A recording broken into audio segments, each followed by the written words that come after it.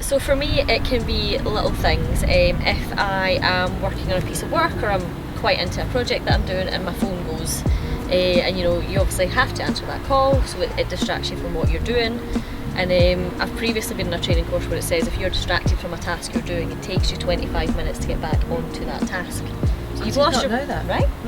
So you've lost your time on the phone call, whatever it's been, or that little side activity, whatever it's been, and then you need to get back into the focus. So for me, if I'm having a day where I've got a piece of work I just need to get finished and my phone goes, that just adds a little bit of stress, anxiety, because I'm aware the time's passing and I might not complete it. So for me, it's probably deadlines.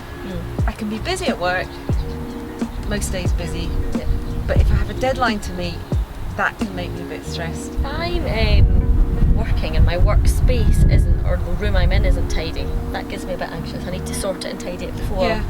I need my space to be organised. Yeah. For me, I would always try and take myself away from my desk. So like I make sure that lunch, I don't sit at my desk. Same. It might be in the same room. I might go and sit on the sofa or even sit outside.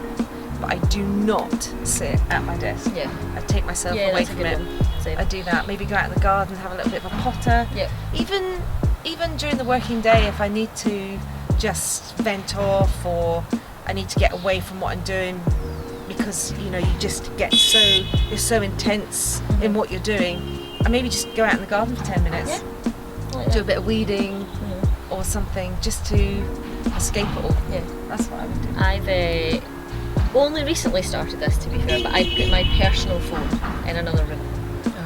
Because that's not your work phone. Not my work phone. I need to answer my work phone. But my personal phone goes in another room, so I don't hear it. I don't hear it beeping, whatever.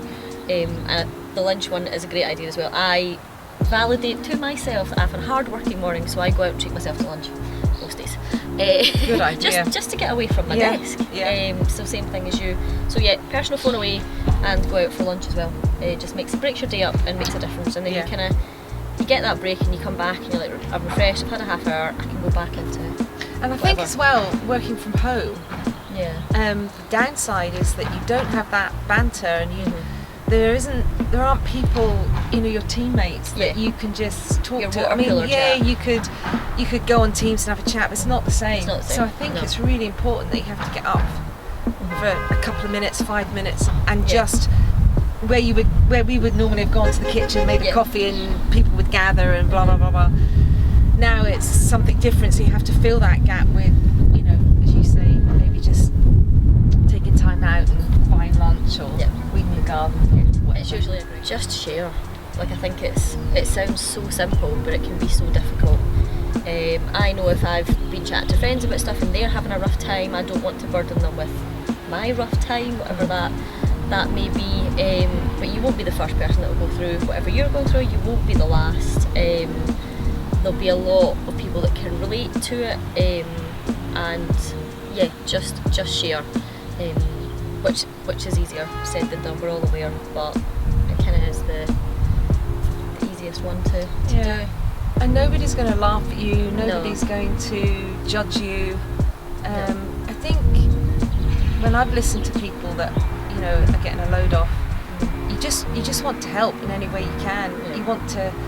You don't want to pity them, but you want to care for them and you want to try and empathise and put yourself in their shoe. So you're right, sharing, talking, making time for yourself. But as you say, it's a really hard thing to do when you think people, I mean, almost it's not, or I would imagine it's not like you're looking for an answer. No. You just want to offload. You just want to talk.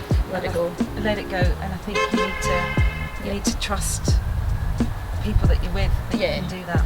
And I think it's quite special is not the wrong word, but I don't know what the word is I'm going to use, but if someone has chosen you to be the person they unload to, it's because they trust you, it's because they do maybe value your opinion. They may want it, they may not, as you say, it might just be a listening ear, but they have chosen you because you are someone they feel they can rely on.